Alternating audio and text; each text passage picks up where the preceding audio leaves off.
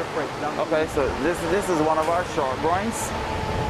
Now people, the reason why we had to put this in was, even though we thought that between this headland and this point here, the beach was gonna stay stable, right? What we found was you needed a short groin to anchor this sand in place because it was still coming in and scooping out, right? As you will notice, all the near shore is still full of rubble, right? And that was purposeful. People, right here. Which is right here. Right. But this runs along the entire extent of the structure, right? In some areas where you see, like behind here, you have like a clear area right in front. Those were all man-made, I should say, before we got here. The clear area, right? So see that patch right there? Yes, yes. Right in front of the rock? Yes. That was what would have been like a bathing pool. Ah. Right? So Blakey's, the water would have been hitting up onto the structure itself, right? Onto the wall. All that you see here is nourished, right? This creation here, this is an old cliff that used to be here. Station here, this was all the old cliff top. And then what we then did was we nourished on top of it and put the vegetation in. It needs maintenance now though, right? Okay. But this was a foundation to one of the bathing houses at Hastings Rocks. In some of the old pictures, if you go back, you'll see that there were like bathing houses in the near shore, right? This was built into the project. Right, so this, we just incorporated it. We didn't do anything with it. But where there were these cleared areas, like right this way in front of the groin that you see, it's just like a patch. And further down where those two people are standing and looking over, there's a clear patch there. Those were areas that people actually manually cleared with power rubble so that the residents from over in Marine Gardens will come down and just bathe in there. So they're just like shallow water pools, right? The intention that we had was that we were not going to interfere with those. So all of our designs allow for access to them, but we didn't want to create anything that would then interfere with them, right? So people were surprised by that. The rubble itself, as you can see, provides a natural breakwater. You see how the waves are rippling across the top? So it slows down the wave energy coming in, right?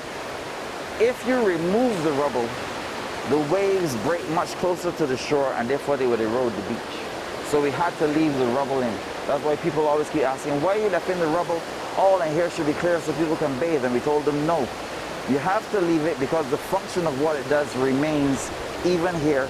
And that's why we've been able to keep the sand the way that it is, right? Breaking the waves, right? Them to gently flow in, right? Breaking, right?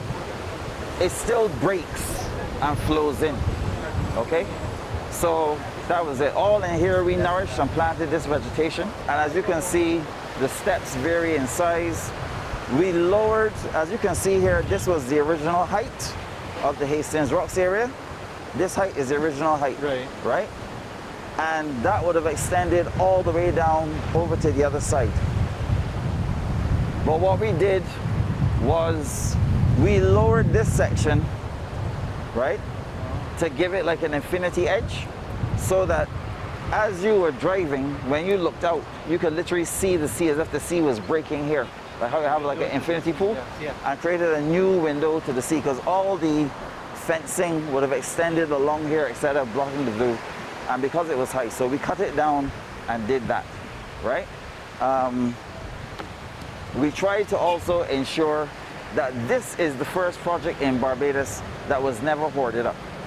Literally never hoarded up. The only thing we had was construction. That orange. Hoarded up, you mean like blocked off? Blocked off. Okay. Yeah, this was never blocked off. And we did that purposefully because it was to ensure that people could see the type of work that was going on and that the people were always working. Because half the time, you know, when government is doing a project and they put up hoarding, some people may think that no activity is taking place and it's taking very long and the hoarding has been up forever, right? You build trust. Yes. Yes, you build trust. Right? But this encroachment of sand being washed away is a natural way of action. Right. Pushing the waves. Yeah. So ordinarily, you see how the sand is piled up here? This beach should be the same level as this. So this was when we officially launched it in 2012.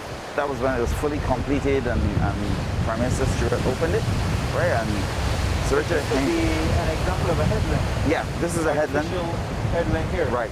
And it wraps around the same way for all of them. So in essence, if you start at one end and run to the other end, and you take the most direct route, which is the straight line, right? And don't run around the headlands, it's 1.2 kilometers long. 1.2. This is the entire boardwalk. Entire length, right? But if you run around the headlands, it's 1.5. 1.5. Right? Now, these headlands have a particular function. Yes. Ways. Right. So the headlands act the equivalent to a groin. They anchor the beaches, right? And therefore they ensure that the beach cell between the two groins or between the two headlands holds the sand in place for the duration of the time, right? Since we did this work, we have never had to re-nourish this beach. Okay. Right? And that goes for all the other nourishment work that we have done. For all the nourishment work, even down at Rocky Beach when we did it in the 90s, up there by Welch's in Whole Town, all the nourishment work, every work that we have done that's of significance, we have never had to go back and nourish. Question. Had the coastal zone management not implemented this project when it did, paint a picture of what this area of coastal land could have looked like today in the absence of this structure, this project? It would have pretty much remained in the same status that it was before. The only difference would have been that the property owners would have been asking for more significant coastal protection structures. So where KFC is, to the east of that was Alamanda Hotel, and they had a revetment. And what they would have then done is they would have requested a larger revetment in front of their property. KFC had a seawall, but they would have probably asked for a revetment. In essence, just to keep the sea off. Okay. Because the sea used to beat at the KFC seawall and go up in the casuarina trees. That's how hard it used to be hitting and splashing up, right?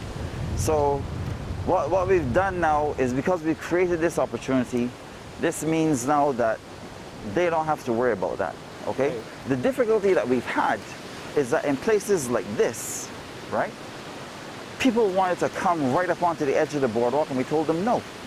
This is in terms of... in terms of business activity, right? We told them no. Because the reality is your high water mark may be out there, the sea is going to still run up during a storm, cross the boardwalk and run in there, right? But these structures here are legal structures. Yes, these are all legal now. Okay. But what happened was that we had small bars popping up. Technically, you cannot sell anything on the boardwalk, so you will not find coconut vendors, you will not find drink salesmen with coolers. And you're talking about the physical boardwalk, right? But if you want to do that, you can do that once it's on your own land, right? But we've tried now to ensure that they have a minimum setback to be in line with the other existing property owners. Private land here. Yeah, this is all private. Right. Right? So that belongs to Regency Cove. This land belongs to Regency Cove, right?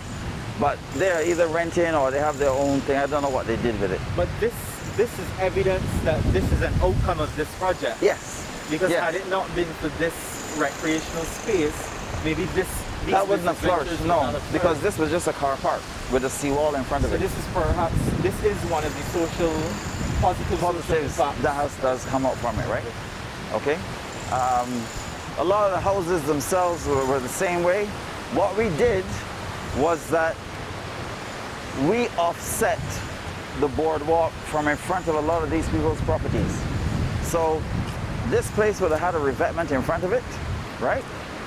This one had a seawall, and Tapas had a seawall, right?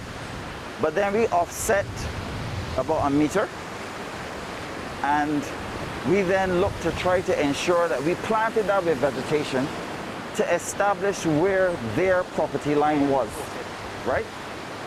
To establish where their property line was. So technically, the landward edge of the ridge of the boardwalk here is the edge of their property. Okay. Right?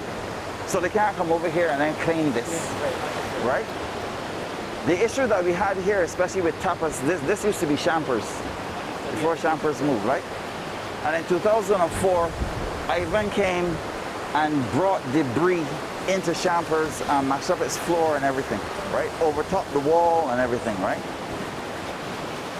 Champers was vexed and they moved out. Champers was also against us putting this at this elevation because of what you're seeing here now. People walking by while their guests are dining. Exactly, okay? But we told them that with the offset of the vegetation, it will keep people away, but at the same time, if you go down to Atlantic City, if you go in San Francisco, etc., when you have people walking along their coastal boardwalk, this is the sort of dining that they experience all the time, so it ain't nothing to it, right? So since then, like, you know, Tapas came in, Tapas was on board, Tapas was fully happy with the product itself, right? We look to try to ensure that wherever possible, we could have as much opportunity for everybody along the way. So this used to be a spot, but this is now the Lime Bar, right? And they too had come really far forward. We told them they had to push back because they're more exposed because they don't have a beach, right? Yeah. The unique thing with this, though, that I should also tell you, is that you see all the rocks here? This is granite that came from Canada. This is here? Yeah. It runs the entire length of the boardwalk. And for all of our other structures, we've used Canadian granite, right? And the amazing thing on that, it sounds strange, is that the cost of bringing it here, mining it, shipping it, offloading it, and placing it, came out to the same cost as if we were gonna buy limestone boulders here, right? So this now is our largest headland. This is the anchor point for the whole structure. Okay. Right? This is the one that goes down really deep, right? And the old pictures of the seawall here and the sea hitting the seawall and splashing up. And at that time, the seawall was about 5 feet tall, right? So we're now at ground level here, but we went down. If you go down towards Ammon Bay, that area down there, we have pictures of a guy who's about 6'2", and the base of the wall of Ammon Bay was still above his head then, and now you're walking at that level. So you're already looking about 7 to 8 feet variation there to come up to be at the same level, right? And the thing is that, you know, it's all on the same level. So it isn't that you have a situation whereby it's undulating or anything. So you pick your level, and then you excavate down to ensure that you can get the job done. Yeah, right? So that is pretty much it. We've tried to ensure that this offset that you see here, this offset is where the shoreline protection works would have been for the entire frontage, right? Okay. And therefore their property literally ends at this site here because this is where their structure would have been. So we took it out and we revegetated it.